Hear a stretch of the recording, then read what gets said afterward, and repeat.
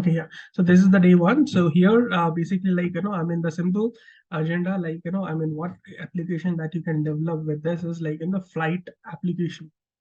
Like, for example, someone like, wants to apply for a leave. Sorry, I mean, not for a leave, sorry. I mean, let's say, just take example of Go IB or Make My Trip, where, that we go there, right? So now the user will enter these details, and then the travel details, like, travel date, number of travelers and all those things, and then, full name and all those things, then you can just, and then the drop down values, and all the drop down values, should be, it's not that, prompt list or property, I mean, local list, that is needed. Like, you can just try to make use of data type. Okay, so that we have already shown you, right, what the data type is. Okay, so yeah, so that so that is here is the data type. So and then yeah, and then yeah, and okay, so so just make use of that, and all the stuffs, and then slowly, like, you can. So I've just attached that screens too, so that you can just refer the screen, and you can develop it as per that screen. And also some validations you can attach it. So with this, like, you can just, like, when you try to, so just take this as a user story. I mean, just think that, I mean, this you have to build this, let's say you got this requirement and you have to build this, as, because normally, we user stories, we get it like this. And of course, I mean, we get it in a different format. I mean, the BA write those user stories in a nicer way. But yeah, just like, I mean, just a rough note that I have prepared, for like one of my training. So and then yeah, and then yesterday we have talked about another very important stuff, right? That product rule. Okay, so product rule means, like, now that we know that whenever you have to deploy any deploy any application, I mean, any application or your particular code, it could be one rule or two rules, three rule, whatever it could be rule, so that we can do it with the help of this product rule. Okay, and then the product rules, then in the end, once everything is good, so now you can just create a product file, and that will create a zip file. And then that zip file, basically you can import it in the higher environment. Okay, so in the higher environment, that you can just, for example, whatever it could be, like in a UAT, SIT. So all that you can do is you can just log in with that. So that is a manual way of deployment. But there are many applications where, like, they use DevOps and all those things, with the, so using that also, like, we can automate the deployment too. Like, I mean, that depends upon your client. If your client is ready to pay some extra amount, and you want to use to some extra tool, then there's no harm, like, but the procedure will be same. So all that you will do is, like, the zip file will give it to the machine, and that machine, that tool basically will deploy it to the higher environment automatically. So we don't have to log in manually to the higher environment, and we don't have to import it. So that job, will be done by the another tool like DevOps and all this stuff. But yeah, mostly, like, again, it depends upon your project price, like, so it doesn't mean that, you don't have to create, if it's a tool, so you don't have to create a product file. The product file, you have to create everything, you have to create it. So after the zip file, only that manual part won't be done. The next part, basically the importing part, will not be done by you if it's a tool, like, and all the stuff. So okay, so that is that. So now basically, like, we'll be focusing on integrations now, like, whatever that we have worked till now, and, like, I mean, we have worked only in our Pega only, right? I mean, whatever the data that we want to fetch it, we have data type, like, that we have fetched in and all the stuff. But what if, let's say, there are, like, I mean, okay, integration. So now next 3 days we'll be only talking about these integrations. Okay, so now, like, the integrations, like, I mean, like, for example, we are talking, right, we are talking to each other. So that is called, like, when the humans are talking, so that is called as communication, right? When communicating it to each other. But let's say the systems talks, like, for example, like, when like, when two systems talks with talk to each other. So that's called as, called as integration. I mean, it's a simple way. Is, for example, let's say, like, most of the time, like, we don't have to, we don't get that requirement and everything, like, in our system only, right? For example, let's say we have two systems. Like, for example, we have a Pega system, I mean Pega application. So now that there is another application which is a Java application. So there they have written all the code and everything. Like, I mean they have to set up all the big data database and everything, and then and everything. So you have two ways. I mean, one, like, you can also, like, as part of your Pega application, you can also create create a big table in your Pega database. And then after that big table, you can just, you can, insert all those, all the, like, 1 crore, 2 crore records, like, 1 year records inside that table. So what will happen, of course, like, and then after that, no need of integration. We can just easily write a report definition and we can get the data from this table. Okay. So, but the problem will be, like, I mean, that, like, the client will think, okay, like already there is a Java. I mean, there is a Java application running in my organization, and they have all this structured already, like, they have big table and big data, everything they have it in their, big data. So now that, let's say I'm a client, okay, or let's say you are a client, like, you have to just think of, budget wise, right? I mean, you will just think of, like, I mean, your project should be done in a minimal amount. Like, it's not that, okay, I'm ready to pay how much ever you want. That should not be the case, right? So the client will also think of the amount and everything. So the client will say that, okay, no, like, already big table and the big data, like all 1 crore, 2 crore data is already there, okay, in the Java. So why should I pay extra for another big table? Of course, Oracle will not, Oracle, like wherever I create and all everything, right? So the Pega, like, I mean, that Oracle will not give me free of cost, right? So of course, then the Pega, sorry, that Oracle will start charging me, right? So for this another big table and, inserting all the records and all the stuff. So why should we pay two times? I mean, for here also I'm paying it and here also I'm paying it. Or let's imagine both these applications are running in my organization only. For example, BOA, Bank of America. So it's not that, so it's not that, right? Every application will be only running in Pega. So there will be some application which will be running in Java, or some will be in .NET, or some will be in some other programming tools. Okay. So like that. So then what the client will say, like, I mean, okay, so no need of, just whatever the data that you needed. For example, let's say here, like, in the big data, like, we have stored all the Bank of America customers data. I mean, let's say like Bank of America has 2 crores or 5 crores customers. So all the data is here. So whenever you need any customer data, so don't create your own on all this things. I don't want this. So what you should do is you connect to the like, connect to Java application and get the details. And that's it. So here in this case, we have to use integration. So now that what we have to tell to this is, and now here you can see that here the two people are talking, not two people, like, two applications will be talking to each other. Pega application will say, okay, like, give me the details of customer details, whose like, all the customer details, whose age is greater than 60.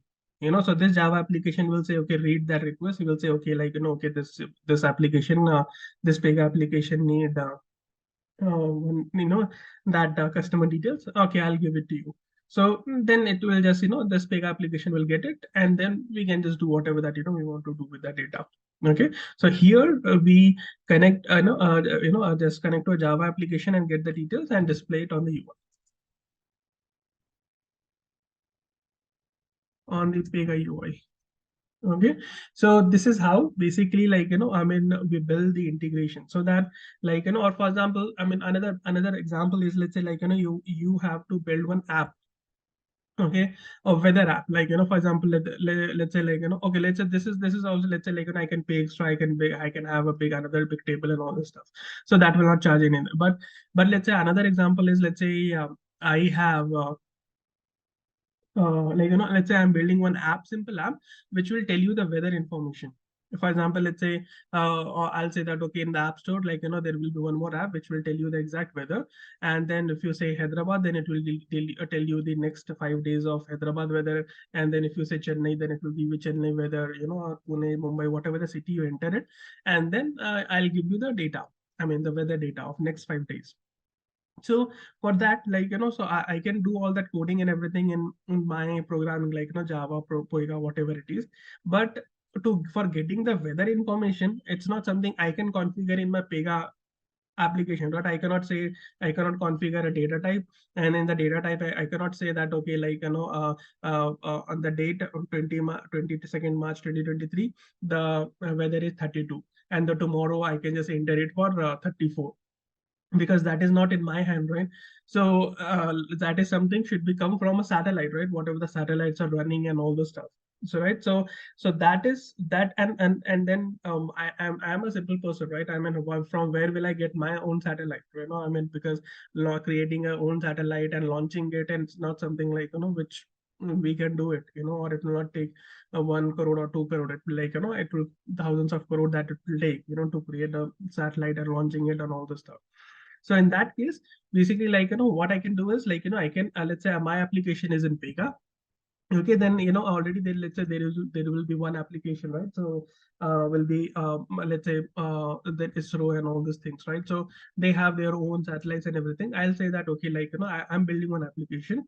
So, and then I'll send you the request, I'll send you the city name, and then in the form of that, their system, their ISRO system will send us the weather information, like that, So in that case, we'll be connecting to their ISRO system, and we don't have to worry about.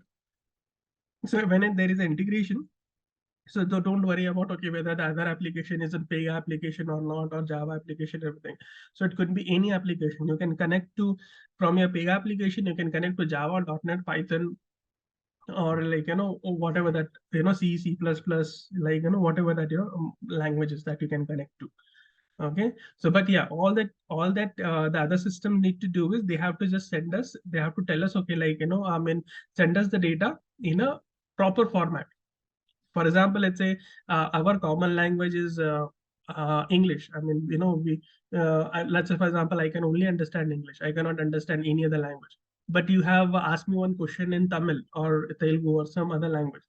So of course, right? I mean, I won't be able to answer you, like, because first of all, I won't be able to understand it, like, what you have asked, right? So that's the thing, like, so the other system will also say that, okay, whatever that you are sending us, so send us in our own format. So so in that format only we have to send the request, and they'll just give us the response in their format, basically. Okay, so but I'll show you practically everything. But today, like, we'll just focus on only the theoretical part. We'll just try to understand what the integration is, and then tomorrow onwards we'll go deep dive into we'll go deep dive into our the practical part, basically. That will be, again, very, very interesting part. Well, for example, getting any bank details and everything, right? So we have to use those integrations.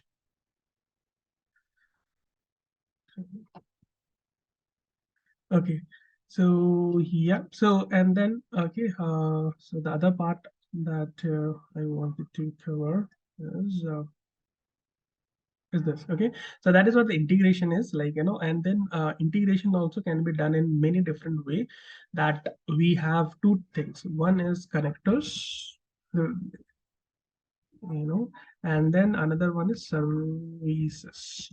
Okay, the connectors, like, the what is a connector means. The connector we have, like, when Pega application, like, application needs details from external application. Okay, so that is what your connectors is, like, when Pega will talk to some other application and get the data, like, requesting some data, basically, from other application. So then services, like, services means when external application, and again, external application means it can be anything, like, it can be your Java, your can be your Python, etc. So they need information. We need info from Pega, right? I mean, it can also possible, right? I mean, because that is also, I mean, our because let's say, I mean, just this example, just take it reverse. For example, let's say, like, you have, like, as part of the Pega, you have the big table and all the big data that you have, as in your Pega application. But later on, they are building a new Java application. So in the Java application, they can say the same thing, right? I mean, why are you building the same big table, like big data and all the stuff for the Java application? So already we have everything configured in Pega. So whenever you need anything, so just get it from the Pega, like the Pega application, send any details. The Pega application will get you the details, right? So that is called as a services. Okay, so service means we as a Pega provider, we will provide the service to the external application. Okay, so that integrations we divide into two parts: connectors and services. Okay, the connectors means like so when we are as part of a Pega application, we are requesting external application to get some data, and whereas when come to services, so an external application can come to our Pega application and can request us some details. Okay, and there are internet like you will provide so many dummy URLs which to whom which you can connect to and all the stuff. So that everything that I'll show you tomorrow. Like so I'll not today like so tomorrow what we'll do is like we'll only focus on this connectors part, and day after tomorrow, that which our last session, so then that day like we'll be focusing on this services part. Okay, so tomorrow we'll see like how can we connect to do that. So now for the connection also, I mean we can have many other connection, like we have SOAP, we have REST, we have SQL, we have SAP, we have like many things. So if you want to see it, all the connectors, and then just go to the records, and in the records go to the integration connectors category, and then expand it. So you can see that connect Cassandra, CMS, CM, like JMS, MQ, REST, Robo, SAP, so SQL, and it depends upon the other application. For example, Java application will say, no, okay, we have built a SOAP service. So that time we'll create a connect SOAP. If the Java application will say like, okay, we have the REST service, so that time we'll create a connector. So it's not like up to you, like which connect rule that you have to create. So the Java application, the external application will tell you, okay, like this is the URL that you need to connect, or this is the data that you have to give us, and this is the format, in which format that you have to give to us, and and this is the or and through the rest you have to give it to us. So that is depending upon the client, that what they have it. Okay, so everything will be provided by the external application, like this application. Okay, so in the similar way, like we have in services too, like the integration services.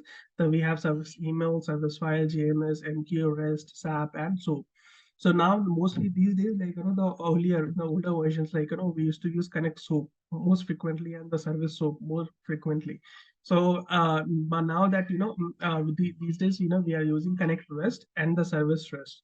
So then, so as part of our learning, like we'll be only covering this connect REST and the service REST. So rest all, like we hardly use it. Like of course the Pega gives us Cassandra, CMIS, and all the stuff, but it will be like very rare situation that find in a I mean rare means like almost like 0.1 or 1% application that they will be using all this MQJMS and all the stuff. So mostly like we'll be going ahead with REST only. So and all this like that. So that's the reason, like we'll be connecting to this REST only. Okay, and then okay, so now how will, like for example, okay, the another thing is like I mean now that I'm saying that Pega can connect to Java application, right? So now how come that Pega Java application? So it's depending upon the language also, right? So for example, let's say like just now I've given an example, right? So for example, if you need any data, right, you will be asking me in that language only which I know, right? You will not talk in French or German, like and you will say that, okay, Pankaj, something like that.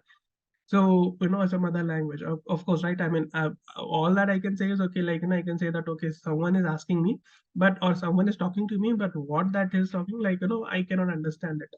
So that one, so for that, like the same thing like happens with this application too.